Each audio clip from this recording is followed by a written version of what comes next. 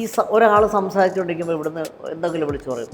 അപ്പോൾ ഇന്നസെൻ്റ് ഇരിക്കട അവിടെ ആയിരുന്നു. ഇപ്പോൾ ശ്വേതാമേനോൻ പറയുക ഇരിക്കടാ അവിടെ എന്ന് പറഞ്ഞ് ഇരിക്കുമോ? ഞാൻ പറഞ്ഞു ഇരിക്കുമോ? ഇല്ല. അബദ്ധം എനിക്ക് തോന്നുന്നു. സത്യം. ഈ സ്ത്രീപക്ഷം വേണ്ട, നമുക്ക് പുരുഷപക്ഷം മതി. ആദ്യത്തെ നാനയുടെ ആദ്യത്തെ കവർ പേജ് പറഞ്ഞ ചേച്ചിയുടെ പടം. അതെ അതെ. അതിപ്പോൾ 50 വർഷം പിന്നിട്ടു. അതെ, ചേച്ചിക്ക് ഓർമ്മയുണ്ടോ ആ കവർ ചിത്രം? തീർച്ചയായും. ഞാൻ ഇങ്ങനെ എന്തോ വിരിക്കുന്ന ഏതോ ഒരു സെറ്റിലോ മറ്റോ വന്ന് എടുത്ത ഒരു ഫോട്ടോയാണ്. ആ ഫോട്ടോ ഒന്ന് കിട്ടാനുണ്ട്. ഉണ്ട്, അത് ഞാൻ എടുത്തു തരാം. ഏതാണ്ടൊക്കെ വേറെ ചേർത്തോളാം. ഞാൻ പറഞ്ഞ് പറ്റത്തില്ല. അപ്പം ഞാനും അദ്ദേഹമായിട്ട് തെറ്റിയിട്ട് അദ്ദേഹം ഒരു ക്യാപ്ഷൻ കൊടുത്തത് തന്നെ വൃത്തികെട്ട തരത്തിലാണ്. അപ്പോൾ ഞാൻ കേസ് കൊടുത്തു. ഒരു കോമഡി ചെയ്യുന്ന ഒരു ആർട്ടിസ്റ്റിന് ഏത് വേഷം വേണം ചെയ്യാം. നല്ല കഴിവുള്ള ഒരുപാട് ഡയറക്ടേഴ്സുണ്ട്. അവരുടെയൊക്കെ ഏതെങ്കിലും ഒരു ചിത്രത്തിൽ അഭിനയിക്കണമെന്ന് വലിയ ആഗ്രഹം. തൊട്ടൊക്കെ നോക്കുമായിരുന്നു. ഓ ഈശ്വര. അപ്പോൾ പ്രാർത്ഥിക്കുമായിരുന്നു, ഈശ്വര ഈ പട്ട് ഇതുപോലൊരു പട്ടുപാവാടയൊക്കെ എനിക്ക് കിട്ടുമോ? ഈ ദൈവം എങ്ങനെ നമ്മളൊന്ന് ചുറ്റിക്കും, പക്ഷേ ചുറ്റിച്ച് കഴിഞ്ഞാലും നല്ല ഒരു ഇതിൽ തന്നെ എത്തിക്കും. അപ്പോൾ പിന്നെ ഞാൻ നന്ദി പറയാൻ പോകും. ഈ പെയിൻ ശല്യമൊക്കെ സർവ്വസാധാരണമല്ലേ? ലൈസ്കിറ്റ് ലൈസ് റിമൂവർ പെയിൻ ശല്യത്തിൽ നിന്നും ഉടനടി ആശ്വാസം. No side effects. ഒരു അമൃത് വേണി ഉൽപ്പന്നം. ഷൂട്ടിങ്ങും പരിപാടിയില്ലെങ്കിൽ അമ്പലങ്ങളാണ്. ഞാൻ ഇവിടെ നിന്നൊരു ഒരു യാത്ര കാറിൽ തുടങ്ങിയാൽ ഒരു 4:30 മണിക്ക് തിരിച്ച് ഞാൻ തിരുവല്ല വഴി അമ്പലപ്പുഴ പോകും. ഈ അമ്പലപ്പുഴയൊക്കെ പണ്ട് പോയിരുന്നതാണ്. ഹരിപ്പാട് വരും, മണ്ണാശാലയിൽ പോകും, തിരിച്ചു വരും. പിന്നെ വേറൊരു സമയത്ത് കൊട്ടാരക്കരയിൽ പോകും, ചെങ്ങന്നൂർ പോകും, അമ്പലങ്ങള. ഞാൻ ഒരു ആഴ്ചയിൽ ഒരു 3 പ്രാവശ്യമെങ്കിലും ഗണപതിയുടെ അവിടെ പോകും. പഴവങ്ങാടി. അതൊരു വലിയ ഇതായിരിക്കും. അതെനിക്കൊരു പെട്ടെന്ന് ഒരു സുപ്രഭാതത്തിൽ എനിക്ക് തോന്നി. അല്ലെങ്കിൽ ഞാൻ വല്ലപ്പോഴൊക്കെ പോകത്തുള്ളായിരുന്നു. ഗണപതിയുടെ അവിടെ ഇടയ്ക്കിടയ്ക്ക് പോകണമെന്ന്. സത്യം. പോയിട്ട് കാര്യങ്ങളൊക്കെ പറയുക. പക്ഷേ ഈ ദൈവം എങ്ങനെ നമ്മളൊന്ന് ചുറ്റിക്കും, പക്ഷേ ചുറ്റിച്ച് കഴിഞ്ഞാലും നല്ല ഒരു ഇതിൽ തന്നെ എത്തിക്കും. അപ്പോൾ പിന്നെ ഞാൻ നന്ദി പറയാൻ പോകും. അപ്പോൾ ചിലപ്പോൾ ഞാൻ എനിക്ക് വട്ടുപിടിച്ചു. പിന്നെ ഈ പണ്ട് നമ്മൾ സ്കൂളിൽ പഠിക്കുമ്പോൾ സ്കൂളിൻ്റെ മുമ്പിലായിരുന്നു മറ്റേ മുരുകൻ്റെ അമ്പലം. സ്കൂള് തൊട്ടായിരുന്നു. അപ്പോൾ നമ്മൾ അന്ന് പ്രാർത്ഥിച്ചിരുന്നത് അറിയുന്നത് പരീക്ഷ ജയിപ്പിക്കണമെന്നാണ്, രക്ഷിക്കണേ, ഇത്രയേ ഉള്ളൂ. പിന്നെ ഒരു പ്രാർത്ഥനയും കൊണ്ടാലും ചിരിക്കരുത്. അതായത് എൻ്റെ കൂടെ പഠിച്ചിരുന്ന കെ മധുവിൻ്റെ സിസ്റ്റേഴ്സ് ഉണ്ട് 2 പേര്. ഈ കെ മധു അന്നേ റിച്ചാ, അതെ, വലിയ ഇതാ. അപ്പം ആ 2 പേരും, ഒന്ന് ചേച്ചി ഒരു അനിയത്തിയാണ്. അപ്പം അവർ 2 പേരും ഈ യൂണിഫോം ഇല്ലാത്തൊരു ദിവസമുണ്ട്, വെള്ളിയാഴ്ച. അവർ നല്ല പട്ട് പാവാടയൊക്കെ കൊടുത്ത് ഇങ്ങനെ വരും. അപ്പോൾ നമ്മളിങ്ങനെ നോക്കിച്ചു, പട്ട് പാവാട. തൊട്ടൊക്കെ നോക്കുമായിരുന്നു. ഓ ഈശ്വര. അപ്പോൾ പ്രാർത്ഥിക്കുമായിരുന്നു, ഈശ്വര ഈ പട്ട് ഇതുപോലൊരു പട്ടുപാവാടയൊക്കെ എനിക്ക് കിട്ടുമോ? ആ പ്രാർത്ഥനയുടെ ഫലമെന്നറിയില്ലേ. പട്ടുസാരി ഇപ്പൊ പട്ടുസാരി ഏറ്റവും സുന്ദരിയായിട്ടല്ലേ വേണത്. അതെ അതെ. അതൊക്കെ ഒരു ഈശ്വരനങ്ങ് അതെ, വാരി തന്നു. അപ്പോൾ അതുപോലെ തന്നെ ഇപ്പം ഈ പ്രാർത്ഥനകളെന്ന് പറഞ്ഞാൽ ഒരു പ്രാർത്ഥിച്ചു കഴിഞ്ഞ് തീരുന്നില്ല, കാര്യം തീരുന്നില്ല. ഒന്നുകൂടെ റൗണ്ട് ചെയ്തിട്ട് ഇപ്പോഴത്തെ പ്രാർത്ഥന എന്താണ്? ഇപ്പോൾ പ്രാർത്ഥന എന്ന് വെച്ചാൽ പിള്ളേരൊക്കെ നല്ല രീതിയിൽ ഇപ്പോൾ നാട്ടുണ്ട്, കുഴപ്പമൊന്നുമില്ല, അവർക്കൊന്നും അസുഖങ്ങൾ വരരുത്, പിന്നെ എന്നെ കിടത്തരുത് എന്നാണ്. കിടത്തിക്കഴിഞ്ഞാൽ വലിയ പാടാണ്. അപ്പം ദൈവത്തോട് പ്രാർത്ഥിക്കുമ്പോഴേ നമ്മുടെ ഇപ്പോഴത്തെ തലമുറയിലെ പിള്ളേരോട് ഞാൻ എനിക്ക് നല്ല വേഷം തരണമെന്നൂടെ ദൈവത്തോട് പ്രാർത്ഥിക്കാറുണ്ട്. നല്ലൊരു വേഷം ചെയ്യണമെന്നുണ്ട്. ഇപ്പം ഞാൻ 25-ാം തീയതി ഒരു പടം റിലീസാവുന്നുണ്ട്, മറ്റേ അനന്തങ്കാട്. അത് മുരളി ഗോപിയുടെ നല്ലൊരു സ്ക്രിപ്റ്റാണ്. പിന്നെ ഞാൻ ഡയറക്ടറോട് പറഞ്ഞു, സാറേ പടത്തിന് ലെങ്ത് കൂടുമ്പോൾ ഇത് വെട്ടിക്കളയില്ലേ, അതുകൊണ്ട് ആദ്യത്തെ ദിവസം ഞാൻ കാണാൻ പോകുന്നില്ല. കാരണം ആരോടെങ്കിലും ചോദിക്കട്ടെ, ഞാനുണ്ടോയെന്ന് അറിയട്ടെ. വെട്ടിക്കളഞ്ഞെന്ത് ചെയ്യും? ഇടയ്ക്ക് വലിയ പത്രത്തിലേക്ക് ഒരു വാർത്തയുണ്ടായിരുന്നു, ചേച്ചി ഈ നമ്പൂതിരി സമുദായം അല്ലേ, അന്തർജനം എന്നൊക്കെയാണ് അതിൻ്റെ ഒരു ഇതിൽ വരിക. അന്തർജനത്തിനപ്പുറത്തേക്ക് ഒരു നമ്പൂതിരി കുടുംബാംഗമാക്കാൻ ഒരു ശ്രമമൊക്കെ നടത്തിയത് അതൊരു വലിയൊരു വാർത്തയായിരുന്നു. അതെ അതെ. അത് സത്യം പറഞ്ഞാൽ ഇത് ആരെ അറിയിക്കാതെ ചെയ്യണമെന്നുള്ള ഒരു ഇതായിരുന്നു. അപ്പം അദ്ദേഹം അന്ന് ഈ മനോരമയിലെ പത്മൻ ചേട്ടനുമായിട്ട് ക്ലോസ് ആയിട്ട്, അപ്പം അദ്ദേഹത്തോട് വെറുതെ ഒന്ന് പറഞ്ഞു. അതൊരു വലിയ വാർത്തയായി. ആൾക്കാരെല്ലാം കൂടെ മറ്റേ അത് എടുക്കാൻ പറ്റും, ഇതെന്തിന് നിങ്ങളെ ഒത്തിരി പേര് എതിർത്തു. അങ്ങേര് കയറിയെത്തൊന്നുമില്ല.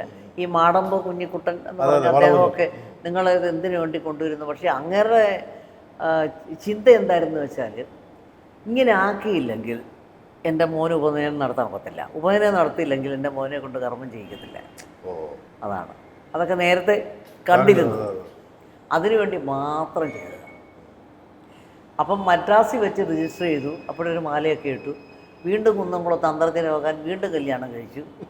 ഒന്ന് ആലോചിച്ചു. ശരിക്കും ശ്രീലത അന്തർജനം എന്നാണ് ശരിക്കും അല്ലേ? അതെ. അത് അങ്ങനെ ആക്കി. അങ്ങനെ മോന് ഒരു വർഷം അവൻ ഇതെല്ലാം ചെയ്തിരുന്നു. ഈ ഉപനയനമൊക്കെ നടത്തി അച്ഛൻ്റെ കർമ്മം തന്നെ ചെയ്യാൻ ഭാഗ്യം. അതിൻ്റെ ഒരു വലിയൊരു രസം ഞാൻ പറഞ്ഞുതരാം. ഈ ഇവിടെ മരിച്ചതിന് ശേഷം അവരുടെ ബന്ധുക്കളിൽ തന്നെ ഒരാൾ ചോദിച്ചു, ഞങ്ങൾ വന്ന് കർമ്മം ചെയ്യണോ എന്ന്. ഞാൻ പറഞ്ഞു എൻ്റെ ആവശ്യമില്ല, അതിനല്ലല്ലോ നമ്മൾ ഈ കഷ്ടപ്പെട്ട് ഇതൊക്കെ ചെയ്തത്. എന്നിട്ട് അദ്ദേഹത്തിൻ്റെ ഒരു മനസ്സിൻ്റെ ഇതാണ് ഞാൻ പറയുന്നത്. വീട്ടിൽ വെച്ച് നമ്മൾ ഈ ക്രിയയൊക്കെ ചെയ്ത് കഴിഞ്ഞാൽ ശ്മശാനത്തിൽ പോയപ്പോൾ മറ്റേത് വർക്ക് ചെയ്യുന്നില്ല, ഇലക്ട്രിക്കിൻ്റെ വർക്ക് ചെയ്യുന്നില്ല. വീണ്ടും അവിടെ വിറകും പരിപാടിയൊക്കെ വെച്ചിട്ട് വീണ്ടും ഈ മോനെ കൊണ്ട് വീണ്ടും കർമ്മം ചെയ്യിച്ചു. ഉയർന്ന ശമ്പളവും മികച്ച കരിയറുമാണോ നിങ്ങൾ ആഗ്രഹിക്കുന്നത്?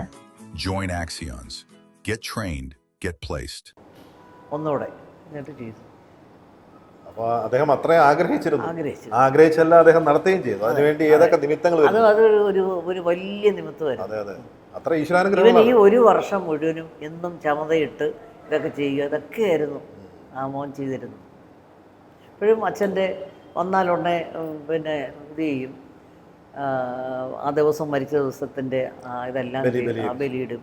പിന്നെ ഞങ്ങൾ ഒന്നിച്ച് മറ്റേ തിരുനെല്ലി പോയിരുന്നു, എല്ലാം ചെയ്യും. മുത്തവൻ വൈശാഖ്, മറ്റേ ഗംഗ, രണ്ടുപേരും യു കെയില. അവൻ അതിനുശേഷം അവൻ്റെ കല്യാണം നടത്തി. അവൻ്റെ വൈഫും ഡോക്ടറാണ്. അപ്പോൾ അവരവിടെ ഒരു കുഞ്ഞുണ്ട്, 8 വയസ്സായി. ഇതൊക്കെ നമ്മൾ നടത്തേണ്ടി വന്നു. നമ്മളിങ്ങനെ ഓടി. മകള് യു കെയില. ചെറിയൊരു ജോലിയുണ്ട്. മകൾക്കിപ്പോൾ കല്യാണം വേണ്ടെന്ന് പറയുന്നത്. ഞാൻ പറഞ്ഞു, ഏത് ജാതി, എനിക്ക് ജാതി പ്രശ്നമൊന്നുമില്ല, അത് നിൻ്റെ ഇഷ്ടം, നിൻ്റെ ജീവിതമാണ്, നീ ആരെ വേണമെങ്കിലും കല്യാണം കഴിച്ചു, എനിക്കിനി അന്വേഷിക്കാനൊന്നും വയ്യ. അപ്പോൾ ഇപ്പം വേണ്ടെന്ന് പറയുന്നത് വേണ്ടെങ്കിൽ വേണ്ട. അല്ല, ഓരോരുത്തരുടെയും ജീവിതത്തിൽ ഓരോരുത്തരും വിട്ടുപോയി കഴിയുമ്പോഴാണ് പിന്നെ നമ്മളെന്ന് വെച്ചാൽ ആദ്യം പോലെ ഇൻകം ടാക്സ് തുടങ്ങി, മറ്റേ തുടങ്ങി, മറിച്ച് തുടങ്ങി. ഇപ്പോൾ പിള്ളേരെല്ലാം പോയി കഴിഞ്ഞപ്പോൾ ഒറ്റയ്ക്കുമായി. അതിനിടയ്ക്ക് 2 കാലിൻ്റെ സർജറിയും പരിപാടിയൊക്കെ കഴിഞ്ഞു. ഇപ്പോഴും കച്ചേരികളും ഇതൊക്കെ ആയിട്ട് നടക്കുന്നു. അങ്ങനെ പിന്നെ ആ സർജറിക്ക് ഇടയ്ക്ക് എനിക്ക് 2 കുറച്ച് ഹോം നഴ്സുകളും പരിപാടികളൊക്കെ വന്നു. നല്ലോണം അനുഭവിച്ചു. നാന ഫിലിം ബേക്കറി 1972-ലാണ് ഇറങ്ങുന്നത്. 72 അന്നാണ് ആദ്യത്തെ നാനയുടെ ആദ്യത്തെ കോർപ്പേ എന്ന് പറഞ്ഞ ചേച്ചിയുടെ പടം. അതെ അതെ. അതിപ്പോ 50 വർഷം പിന്നിട്ടു. അതെ. ചേച്ചിക്ക് ഓർമ്മയുണ്ടോ ആ കവർ ചിത്രം? തീർച്ചയായും. ഞാനിങ്ങനെ എന്തോ വിരിക്കുന്ന ഏതോ ഒരു സെറ്റിലോ മറ്റോ വന്ന് എടുത്ത ഒരു ഫോട്ടോയാണ്. ആ ഫോട്ടോ ഒന്ന് കിട്ടാനുണ്ട്. ഉണ്ട്, അത് ഞാൻ എടുത്തു തരാം കേട്ടോ. അത് നല്ലതാണ്. അതെ. പക്ഷേ അതുകൊണ്ട് നാന നല്ല പ്രസിദ്ധമായല്ലോ. ചേച്ചിയുടെ ഒരു ആത്മകഥ വരാൻ പോകുന്നു. ഭയങ്കര പരസ്യമായിരുന്നു അന്ന്. ഭയങ്കര പരസ്യം ഉണ്ടായിരുന്നു നാനയിൽ. പക്ഷെ അത് എന്ത് പറ്റിയതാ? പിന്നീട് അത് ഒരു വലിയ അങ്ങനല്ല. ഈ ആത്മകഥ എന്നൊക്കെ പറയുന്നത് ഞാൻ ചിന്തിച്ചു വെച്ചാൽ ഒരു നല്ല രീതിയിൽ എഴുതണമെന്ന് വിചാരിക്കുന്നു. പക്ഷേ എഴുതാൻ വന്ന ആളങ്ങനല്ലേ പറയുന്നത്, ഏതാണ്ടൊക്കെ വേറെ ചേർത്തോളാം. ഞാൻ പറഞ്ഞു പറ്റത്തില്ല. അപ്പം ഞാനും അദ്ദേഹമായിട്ട് തെറ്റിയിട്ട് അദ്ദേഹം ഒരു ക്യാപ്ഷൻ കൊടുത്തത് തന്നെ വൃത്തികെട്ട തരത്തില്ല. അപ്പോൾ ഞാൻ കേസ് കൊടുത്തു. വക്കീൽ നോട്ടീസ് അയച്ചു. അപ്പോൾ എൻ്റെ പേര് മാറ്റി ശ്രീലത എന്നുള്ള ശ്രീകലയാക്കി. അച്ചടിച്ച് വന്ന സംഭവങ്ങളൊക്കെ ഞാനുമായിട്ട് ബന്ധമുള്ള പോലെ, പക്ഷേ പേര് വേറെ. അപ്പോൾ പിന്നെ കേസ് കൊടുക്കാൻ പറ്റില്ല. ഞാൻ ശ്രദ്ധിച്ചിട്ടില്ല. ഞാൻ പിന്നെ എഴുതിയില്ല. പിന്നെ അദ്ദേഹത്തിന് സ്വന്തമായിട്ട് എന്തൊക്കെയോ എഴുതിക്കൊണ്ടിരുന്നു. അതായിരുന്നു വിഷയം. ചേച്ചി തുറന്നെഴുതിയാൽ പലരും പെട്ടുപോകുമെന്നുള്ളത് കൊണ്ട് ചേച്ചിയെ ഭയപ്പെടുത്തി എന്നൊക്കെ പറഞ്ഞ് കേട്ടിട്ടുണ്ടായിരുന്നു. അന്നത്തെ ഒരു കഥയുണ്ടായിരുന്നു. എന്ത് പെട്ടുപോകാന? എനിക്ക് ആരുമായിട്ടും അങ്ങനെ ഒരു കണക്ഷൻ ഇല്ല. അവർ ചുമ്മാ അവരൊക്കെ അവരുടെ ഇതിനനുസരിച്ച് എഴുതിക്കൊണ്ടേയിരുന്നു. അത് നമ്മൾ വലിയ കാര്യമൊക്കെ പോലെ. അതിനോട് നസീർ സാർ പറഞ്ഞിരുന്നത് അതൊന്നും വലിയ കാര്യമൊക്കെ പോകണ്ട, അതൊക്കെ എങ്ങനെ കടന്നുകൊള്ളുന്നത്, അതിൻ്റെ ഒരു ഭാഗമാണ്. എന്നെ ഇൻ്റർവ്യൂ ചെയ്യാൻ വന്ന ആളിൻ്റെ ഏറ്റവും അടുത്ത ഫ്രണ്ടാണ് എന്നെ കല്യാണം കഴിച്ച ഡോക്ടർ നമ്പൂതിരി. അതെ, ഇതെല്ലാം അറിയാവുന്ന ആളാണ്.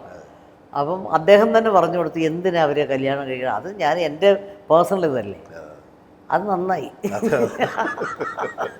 68-80 ഇതായിരുന്നു ചേച്ചിയുടെ ഒരു ഏതാണ്ട് ഒരു വളരെ ആക്റ്റീവായി നിന്നിരുന്ന കാലം. ഒരു 250-ലേറെ സിനിമകൾ ചെയ്തു. ഏറെയും ഒരു 90% അതിനകത്തൊരു തമാശ കഥാപാത്രങ്ങളായിരുന്നു. എപ്പോഴെങ്കിലും ആലോചിച്ചിട്ടുണ്ടോ ഇത് മാത്രം ഇങ്ങനെ വേടി മുഷിപ്പ് തീർച്ചയായിട്ടും ഒരുപാട് പ്രാവശ്യം തോന്നിയിട്ടുണ്ട്? ചിന്തിച്ചിട്ടുണ്ട്. ഒരു നല്ല വേഷം, വളരെ ഗൗരവമുള്ള ഒരു നല്ല ഗൗരവമുള്ള വേഷം ചെയ്യണം. അല്ല, വേറൊരു സംഭവം, നമുക്ക് അഭിനയിക്കാൻ അറിയത്തില്ല എന്ന് ആരും പറയത്തില്ല. കാരണം ഏറ്റവും പ്രയാസമുള്ള വേഷം ഒരിതാണ് കോമഡി. കാരണം ആൾക്കാരെ ചിരിപ്പിക്കാൻ അത്ര എളുപ്പമൊന്നുമില്ല. കാരണം പ്രത്യേകിച്ച് മലയാളികൾ പെട്ടെന്ന് ചിരിക്കത്തുമില്ല. ആ, അപ്പം അങ്ങനെ പറ്റുന്ന ഒരു കോമഡി ചെയ്യുന്ന ഒരു ആർട്ടിസ്റ്റിന് ഏത് വേഷം വേണം ചെയ്യാം. അതിനിപ്പോൾ ഉദാഹരണമാണല്ലോ സുരാജുണ്ട്, സലീം കുമാറുണ്ട്, ഇല്ലേ? പിന്നെ ഏത് വേഷവും ചെയ്യാം. പിന്നെ വേറൊരു കാര്യം എന്ന് വെച്ചാൽ ഇതൊക്കെ തലയിൽ എഴുതി. അതെ, ചേച്ചിയുടെ കാലത്ത് ഈ ഹാസ്യ കഥാപാത്രങ്ങൾ ലീഡ് ചെയ്തിരുന്ന ചേച്ചിയാണ്. സുമരിയമ്മ, മീന, അങ്ങനെ കുറച്ച് ആൾക്കാരുണ്ടായിരുന്നെങ്കിൽ പോലും ചേച്ചി മാറിയതിന് ശേഷമാണ് പിന്നീട് പലരും വന്നത് ആ റോളിലേക്ക്, അല്ലെങ്കിൽ അങ്ങനെ ഒരു ഹ്യൂമർ ഒരു സ്ഥലത്തേക്ക് വരുന്നത്. അതെ. പിന്നെ വേറൊരു കാര്യമുണ്ട്, നമുക്ക് ഒരു ഇത് വാസ്യേട്ടനുമായിട്ടുള്ള സംസർഗ ഗുണമെന്ന് പറയും. അതുകൊണ്ട് നമുക്ക് എന്ത് കിട്ടിയെന്ന് വെച്ചാൽ നമുക്കൊരു സദസ്സിൽ പോയിരുന്നാലും ഒരു കോമഡി പറയാം പെട്ടെന്ന്. അത് ഞാൻ ആലോചിക്കാറുണ്ട്, ഇതെങ്ങനെ എനിക്ക് കിട്ടുന്നു. എൻ്റെ കൂടെ അഭിനയിക്കുന്ന ഒരുപാട് ഇപ്പം ആർട്ടിസ്റ്റുകളുണ്ട്, സീരിയലായാലും. അവരെന്നോട് എപ്പോഴും പറയുമോ, ചേച്ചി ആ സെറ്റിലുണ്ടായിരുന്നു നല്ല രസമായിരുന്നു കേട്ടോ, നമുക്ക് എന്തെങ്കിലും തമാശയൊക്കെ പറഞ്ഞുകൊണ്ടിരിക്കുക. ഞാൻ എല്ലാവരുമായിട്ട് മിങ്കിൾ ചെയ്ത് പോകുന്ന ഒരുത്തി, ഞാൻ തനിയെ പോയി ഒരു സ്ഥലത്ത് ഇങ്ങനെ അങ്ങനെ ഞാനൊരു സീനിയറാണല്ലോ, ഞാനൊരിക്കലും ഇല്ല. അതുകൊണ്ട് എൻ്റെ കൂടെ അഭിനയിക്കുന്ന ചെറിയ പെൺകുട്ടികളൊക്കെ ആയാലും വലിയ കാര്യം എന്നോട്. അപ്പം അവരെന്നെ സഹായിക്കും, ബാഗ് എടുത്ത് വയ്ക്കാൻ സഹായിക്കും, എല്ലാം ചെയ്യും. കാരണം ഞാനൊരു വലിയ ആളെന്ന് പറഞ്ഞാൽ അവിടെ ഇരിക്കത്തേ ഉള്ളൂ. എനിക്കൊരിക്കലും വെറുതെ ഒരു റൂമിനകത്ത് കയറി ഇങ്ങനെ ഉണ്ടായിരിക്കാൻ പറ്റുകയില്ല. ഞാൻ അവരുമായിട്ട് മിങ്കിൾ ചെയ്തും. പിന്നെ പ്രൊഡ്യൂസറെ മാക്സിമം നമ്മൾ സഹായിക്കുക. അപ്പം 7 മണിക്ക് ഷൂട്ട് ഉള്ളെങ്കിൽ നമ്മൾ 6 മണിക്ക് സെറ്റ് റെഡിയായിട്ട് വരും. അത് വന്നിരിക്കണം. കാരണം പണ്ട് പോലെ നമുക്കറിയാം ഒരു പ്രൊഡ്യൂസറുടെ ബുദ്ധിമുട്ട് നമുക്കറിയാം, എന്തോരം കഷ്ടപ്പെട്ട് സീരിയലായാലും സിനിമയായാലും. അപ്പം ടൈം എന്ന് പറയുന്നത് നമ്മൾ കറക്റ്റായിട്ട് നോക്കിയില്ലെങ്കിൽ പ്രൊഡ്യൂസർക്ക് ആവശ്യം. നമ്മൾ കാരണം ഒരാൾക്ക് നഷ്ടം വരാൻ പാടില്ല. കാരണം ഒരു പ്രൊഡ്യൂസർ ഉണ്ടെങ്കിൽ ഒരു ആർട്ടിസ്റ്റ് ഉണ്ട്, അല്ലേ? അതിപ്പോഴും ആർക്കും മനസ്സിലായിട്ടില്ല. അതെ, ചിലരെന്നോട് എൻ്റെ കൂടെ അഭിനയിക്കുന്ന പലരും ചില ചേച്ചി എന്തിനാ ഇത്ര നേരത്തെ വരുന്നത്? ഞാൻ പറഞ്ഞത് പണ്ടത്തെ അതെ ശീലമായിപ്പോയി, മാറ്റം ഒക്കത്തില്ല. 58 വർഷം മലയാള സിനിമയുടെ ഭാഗമായി നിൽക്കുക എന്ന് പറയുന്ന ഒരു ചെറിയ കാര്യമല്ല. അതെ, ഈ കാലത്തിടയിൽ നമുക്ക് വേണ്ട അംഗീകാരങ്ങൾ ലഭിച്ചിട്ടില്ല, പലരും നമ്മൾ ശ്രദ്ധിച്ചിട്ടില്ല എന്നൊക്കെ തോന്നിയിട്ടുണ്ട്. തീർച്ചയായിട്ടും നമ്മുടെ ഗവൺമെൻറ് തരത്തിലോ അങ്ങനെയുള്ള തരത്തിലൊന്നും അതല്ല, നമ്മളെ ആദരിച്ചിട്ടൊക്കെ ഉണ്ട്. പക്ഷേ നമുക്ക് ഒരു പ്രധാനപ്പെട്ട ഒരു വേഷം എന്തെങ്കിലും നല്ല അത് ചെയ്യാൻ പറ്റിയിട്ടില്ല എന്നുള്ളത് ഉണ്ട്. പിന്നെ ജനങ്ങളുടെ ഒരുപാട് അംഗീകാരങ്ങൾ. അല്ല, 58 ചേച്ചിയെ സംബന്ധിച്ചിടത്തോളം ഒരു ഗായിക എന്ന നിലയിൽ ഇപ്പോഴും സജീവമാണ്. അതെ, നാടകത്തിലും അതുപോലെ തന്നെ സിനിമയിലും ഇത്രയും വർഷം ഇത്രയും കഥാപാത്രങ്ങൾ ചെയ്തു എന്ന് പറയുന്നത് ഗവൺമെന്റിന് ഒരു പത്മശ്രീ പുരസ്കാരം പോലുള്ള അങ്ങനെയൊക്കെയുള്ള പുരസ്കാരങ്ങൾക്ക് ശുപാർശ ചെയ്യേണ്ട ഒരാളാണ്. തീർച്ചയായിട്ടും ഈ ഇന്റർവ്യൂ എങ്കിലും നമ്മുടെ സർക്കാരുകൾ കണ്ണു തുറപ്പിക്കണമെന്ന് ഞാൻ പറയുന്നത്. കാരണം അതൊരു ചെറിയ കാര്യമല്ല. ചേച്ചി വളരെ സീനിയറാണ്. ഇപ്പം നിലവിൽ ശാരദാമ്മ, ശീലാമ്മ കഴിഞ്ഞാൽ ഏറ്റവും സീനിയറായിട്ടുള്ള ഒരാളാണ്, അല്ലേ? അപ്പോൾ അംഗീകാരങ്ങൾ തീർച്ചയായിട്ടും കിട്ടേണ്ടതാണ്. അവാർഡുകൾ എന്നുള്ളതിനപ്പുറത്തേക്ക് ഒരു സംസ്ഥാന തലത്തിൻ്റെ അംഗീകാരം. പിന്നെന്താന്ന് വെച്ചാൽ എല്ലാം പുതിയ ഞാൻ 23 വർഷം മാറി എന്നിട്ട് തിരിച്ചു വന്നപ്പോൾ സിനിമ മാറി, എല്ലാം പുതിയ ആൾക്കാരാണ്. പിന്നെ അവർക്ക് ചിലരൊക്കെ അറിയായിരിക്കാം ഒരു പക്ഷേ. അപ്പം എനിക്ക് സത്യം പറഞ്ഞാൽ പുതിയ നല്ല കഴിവുള്ള ഒരുപാട് ഡയറക്ടേഴ്സുണ്ട്. അവരുടെയൊക്കെ ഏതെങ്കിലും ഒരു ചിത്രത്തിൽ അഭിനയിക്കണമെന്ന് വലിയ ആഗ്രഹമുണ്ട്. തീർച്ചയായിട്ടും ഈ ഇന്റർവ്യൂ കേൾക്കുന്നവർ അതും ശ്രദ്ധിക്കേണ്ടത്, അല്ലേ? എത്രയോ പേര് ചേച്ചിയെ പോലെ കഴിവുള്ള, ഇപ്പോൾ ഒരു അമ്മവേഷം നല്ലല്ലേ, ഇപ്പോൾ ആരുടെ എന്ത് വേഷം, അതെ തീർച്ചയായും ഹെവി ക്യാരക്ടർ പോലും ചെയ്യാൻ പറ്റും. ആ സമയത്ത് സീരിയലിൽ കുഴപ്പമില്ലാത്ത നല്ല വേഷം ചെയ്തിട്ടുണ്ട്. ഇപ്പോൾ പാടാത്ത പൈങ്കിളി, ഓർമ്മ എന്നൊക്കെ പറയുന്ന നല്ല കഥാപാത്രങ്ങൾ, നല്ലൊരു തൻ്റെടിയായിട്ടുള്ള അങ്ങനെയുള്ള കഥാപാത്രങ്ങൾ ചെയ്തിട്ടുണ്ട്. ഇപ്പോൾ താരസംഘടനയുടെ അമ്മയുടെ അംഗമാണ് ചേച്ചി. അതെ, വളരെ തുടക്കം മുതൽ തന്നെ. ഇപ്പം അമ്മയിൽ നടക്കുന്ന ഈ പ്രയാസങ്ങൾ, കത്തിക്കുത്തുകൾ, അഭിപ്രായ ഭിന്നതകളൊക്കെ കാണുമ്പോൾ ചേച്ചിക്ക് എന്ത് തോന്നാറുണ്ട്? ശരിക്കും പറഞ്ഞാൽ ഈ സംഘടന ഈ തെലുങ്കിലും തമിഴിലും ഒക്കെ സംഘടനകളുണ്ട്. പക്ഷേ നമ്മുടെ ഈ സംഘടന പോട്ട്, മലയാളത്തിലെ സംഘടന പോട്ട് ഈ കൈനീട്ടം കൊടുക്കുക, കുറേ പ്രായമായ ആൾക്കാർ ഒരു ജോലിയില്ലാത്തവരുണ്ട്, അവർക്ക് മാസം ഒരു 5000 രൂപ കൈനീട്ടം കൊടുക്കും. എനിക്കൊക്കെ ഉണ്ട് ഒരു സീനിയോറിറ്റി വെച്ച്. പിന്നെ അവർക്ക് മരുന്നുകൾ കൊടുക്കുന്നുണ്ട്, 5 ലക്ഷം രൂപ ഇൻഷുറൻസ് ഉണ്ട്. ഇതെവിടെയാണ് ഉള്ളത്? ഒരു സംഘടനയിലില്ല. അതിലൊക്കെ ഇന്നസെൻ്റാണ് അതുണ്ടാക്കിയത്. ഇന്നസെൻ്റ് നമ്മൾ സമ്മതിക്കണം. പിന്നെ നമ്മുടെ മമ്മൂക്കായും ലാലും എല്ലാം കൂടെ ചേർന്ന് ഷോയൊക്കെ നടത്തി ഇതിന് ഫണ്ടുണ്ടാക്കി അവരും ബുദ്ധിമുട്ടി ഇതെല്ലാം ഉണ്ടാക്കിയൊരു സംഘടന 30 വർഷമായില്ലേ. അപ്പം ഇങ്ങനെ ഇപ്പം ഇത് ഇത്രയും നാളും പറഞ്ഞുകൊണ്ടിരുന്ന പുരുഷ മേധാവിത്വമാണ് ഇവിടെ, പ്രസിഡൻറ്റ് ഇതൊക്കെ. എന്നാൽ പിന്നെ സ്ത്രീകൾ വരട്ടെ വിചാരിച്ച് നമ്മളെല്ലാം കൂടെ ചെന്ന് സ്ത്രീകളെ തിരഞ്ഞെടുത്ത് അത് കുഴപ്പമായി, ആകെ പ്രശ്നത്തിലായിപ്പോൾ. ഇത് എന്താണെന്നറിയാം, ഒരു സംഘടന എന്ന് പറയുമ്പോൾ നമുക്ക് എല്ലാ വർഷവും ഇതുപോലെ നമ്മളൊരു മീറ്റിംഗ് വയ്ക്കും. ഇപ്പം നമുക്ക് എന്ത് കാര്യങ്ങളുണ്ടെങ്കിലും നമ്മൾ ആദ്യം മീറ്റിംഗ് പറയണം. അവിടെ എല്ലാവരും വരും, എല്ലാവരുടെ മുമ്പിൽ വെച്ചിട്ട് നമുക്ക് പറയാം. അതിനാണല്ലോ ഈ മീറ്റിംഗ് വെച്ചിരിക്കുന്നത്. നമ്മുടെ പറയാനുള്ള കാര്യങ്ങളും അതൊക്കെ പറയാൻ വേണ്ടിയിട്ടും അതിനാണ് ഈ മീറ്റിംഗ് വെച്ചിരിക്കുന്നത്. അപ്പം നമ്മളത് അവിടെ പ്രസൻറ്റ് ചെയ്യണം. അവിടെ പറഞ്ഞു ഇതിനൊരു ബലമില്ലെങ്കിൽ മാത്രമേ നമ്മുടെ ചാനലിലോട്ട് പോകാവൂ. ഇതിപ്പോൾ അങ്ങനല്ല. ആദ്യം ചാനലിൽ വിളിക്കുക, ഞാൻ ജയിച്ചു കേട്ടോ, ചാനലിൽ വന്നതിനിപ്പോൾ എല്ലാവരും കണ്ടു കഴിഞ്ഞു. എന്തൊക്കെയാണ് ഈ പറയുന്നത്? നമുക്കൊരു ഒരു വ്യക്തിയോട് നമുക്കൊരു വൈരാഗ്യം ഉണ്ടെങ്കിൽ നേരിട്ട് പറഞ്ഞ് തീർക്ക്. ഇത് വൃത്തികേട്, നീ അത് ചെയ്യും, നീ പുഴുത്തിയാവും. ഇതൊരുമാതിരി ഈ മാർക്കറ്റ് അതിനെക്കാട്ടി ആൾക്കാർ നമ്മളോട് ചോദിക്കുമോ, നമ്മൾ നടന്ന അമ്മ തകർന്നതല്ലേ. ഇത് ചിലർക്ക് എന്താണെന്ന് വെച്ചാൽ ഇതൊന്ന് പിരിച്ചു വിട്ട് തകർന്ന്, കാരണം ആരൊക്കെ മുമ്പുണ്ടായിരുന്നവരെ പറഞ്ഞു വിട്ടു, അതുകൊണ്ട് പിന്നെ അവർക്ക് സംഘടനയായിട്ട് വലിയ ഇതില്ല. പിന്നെ പലരുടെയും ഞാൻ ചോദിക്കട്ടെ, നിങ്ങളുടെ വ്യക്തിപരമായ കാര്യത്തിൽ ഒരു സംഘടന ഇടപെടുന്ന വെച്ചാൽ എത്ര ഇടപെടാൻ പറ്റും അല്ലേ? അപ്പം അങ്ങനെയുള്ളവർക്ക് വൈരാഗ്യമുണ്ട്. പിന്നെ ഞങ്ങൾക്കൊരു കാര്യം വന്നപ്പോൾ സംഘടന ഇടപെടും, ഇങ്ങനെയൊക്കെ. ഇതൊരു കഷ്ടമായി ഇത്. അപ്പം ഞാൻ പറയുന്നെങ്കിൽ ചെയ്യേണ്ട കാര്യം എന്ന് വെച്ചാൽ നമുക്ക് എന്ത് കാര്യങ്ങൾ ഉണ്ടെങ്കിലും നമ്മുടെ വിഷമങ്ങൾ എന്നുണ്ടെങ്കിലും ആദ്യം ഈ മീറ്റിംഗ് പറയുക, എന്നിട്ട് നമ്മൾ ചാനലിലോട്ട് പോകാവൂ. ചാനലെന്ന് പറഞ്ഞാൽ അവർ ഹൈപ്പ് കൂട്ടാൻ വേണ്ടി പലതും പറയും. അങ്ങനെ ഒടിച്ച് ചോദിക്കും, ഇങ്ങനെ ഒടിച്ച് ചോദിക്കും. അതിനൊക്കെ നമ്മളെന്തിനാ പറയാൻ നടക്കുന്നേ? നമുക്ക് പറ്റിയില്ലെങ്കിൽ, നമ്മുടെ ഇത് നടന്നില്ലെങ്കിൽ മാത്രം നമുക്ക് അങ്ങനെ ചെയ്താൽ പോരെ. ഇത് ആദ്യമേ കയറി അങ്ങ് വഷളാക്കി കളഞ്ഞു. അതൊരു ഹൈപ്പ് കിട്ടാൻ വേണ്ടി, റീച്ച് കിട്ടാൻ വേണ്ടിയിട്ട് എന്തൊക്കെയോ പറഞ്ഞുകൊണ്ട് നടക്കുന്നു. പക്ഷെ ഒരു സംഘടന എന്ന് പറഞ്ഞാൽ ഒരുപാട് കാര്യങ്ങളുണ്ടാവും, നല്ലതുണ്ടാവും ചീത്തയുണ്ടാവും. അതൊക്കെ ചർച്ച ചെയ്യാനാണ് നമ്മളിത് വെച്ചിരിക്കുന്നത്. വലിയ ദുഃഖമായി. സ്ത്രീപക്ഷക്കാർ വന്നത് അബദ്ധമായി തോന്നുന്നു. അബദ്ധം എനിക്ക് തോന്നുന്നു, സത്യം. ഈ സ്ത്രീപക്ഷം വേണ്ട, നമുക്ക് പുരുഷപക്ഷം മതി. ഇവിടെ എന്താണെന്നറിയോ, ഈ ആവശ്യമില്ലാത്ത കുത്തിത്തിരിപ്പ്, നുണ പറയുക, ഒരു സൈഡ് നിൽക്കുക, ഇതൊക്കെ എന്തിനത്? അതിൽ തന്നെ ഗ്രൂപ്പ് ഉണ്ടാക്കുക. ഞാനൊരു കാര്യം ചോദിക്കട്ടെ, ഈ പ്രസിഡൻ്റ് എന്ന് പറഞ്ഞ ഒരാളല്ലേ ഉള്ളൂ. പ്രസിഡൻറ്റ് 1, 2, 3 എന്ന് വയ്ക്കാൻ പറ്റുമോ? എനിക്ക് തോന്നുക ഇതാണ് ഈ കുഴപ്പം. എനിക്ക് തോന്നുക എനിക്ക് പ്രസിഡൻ്റായ എന്തായിരുന്നു, ഇതിനെക്കാട്ടി ഇതാണ് കുഴപ്പം. അല്ലേ, എനിക്ക് സെക്രട്ടറിയായി എനിക്ക് ഇതിനെക്കാട്ടി ചെയ്യാൻ പറ്റത്തില്ല. ഇങ്ങനെയൊക്കെയുള്ള തോന്നല. നമ്മൾ ചെയ്യുന്ന, നമ്മളിപ്പോൾ വഹിക്കുന്ന ഏത് ഇതാണെന്ന് വെച്ചാൽ നമ്മൾ അവിടെ നമ്മളെ കൊണ്ട് ചെയ്യാവുന്ന കഴിവ് തെളിയിക്കും അല്ലേ? ഇത് ഇത് അർഹതയില്ലാത്ത ഒരു ഇതിനകത്ത് കയറി എന്നാലുള്ള കുഴപ്പം. എൻ്റെ അഭിപ്രായത്തിൽ നമുക്ക് പുരുഷന്മാർ മതി.